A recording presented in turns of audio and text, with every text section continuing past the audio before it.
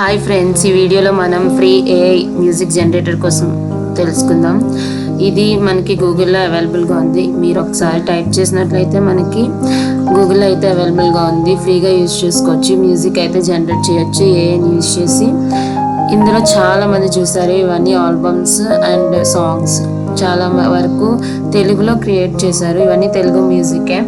మ్యూజిక్ని add చేసుకోవచ్చు, లేదంటే song కూడా మనం రెడీ చేసుకోవచ్చు. ఇవన్నీ ఆల్బమ్స్, డిఫాల్ట్ ఆల్బమ్స్ అని ఉన్నాయి కదా, ఇవన్నీ ఆల్బమ్స్ అనమాట. సో ఇక్కడ సాంగ్ క్రియేట్ చేయడానికి మేక్ యువర్ సాంగ్స్ అని ఉంది కదా, అది క్లిక్ చేస్తే మీకు ఇలా ఓపెన్ అవుతుంది. ఓపెన్ అయిన తర్వాత మీకు ఇక్కడ సాంగ్ దేనికోసం అని చెప్పి డిస్క్రైబ్ చేయాల్సి వస్తుంది.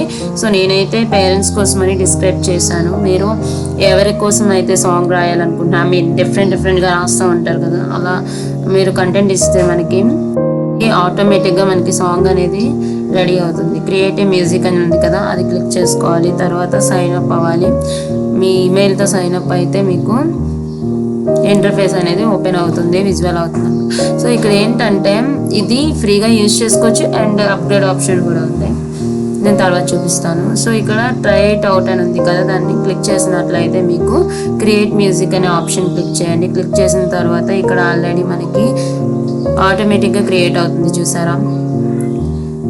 వెరీ ఫ్యూ సెకండ్స్లో మనకి సాంగ్ మ్యూజిక్ అనేది రెడీ అయిపోతుంది.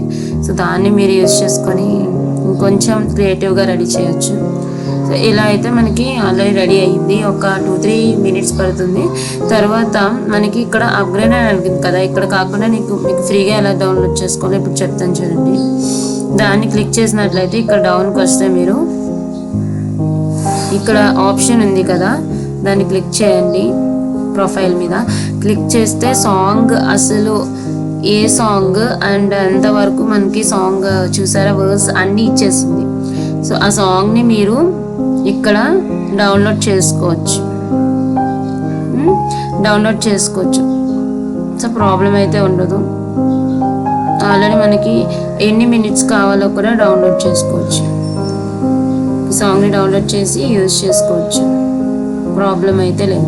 సో ఇక్కడ ఏంటంటే మీరు ఇంకా అప్గ్రేడ్ ఆప్షన్ కావాలన్నా అప్గ్రేడ్ చేసుకోవచ్చు. చేసుకుంటే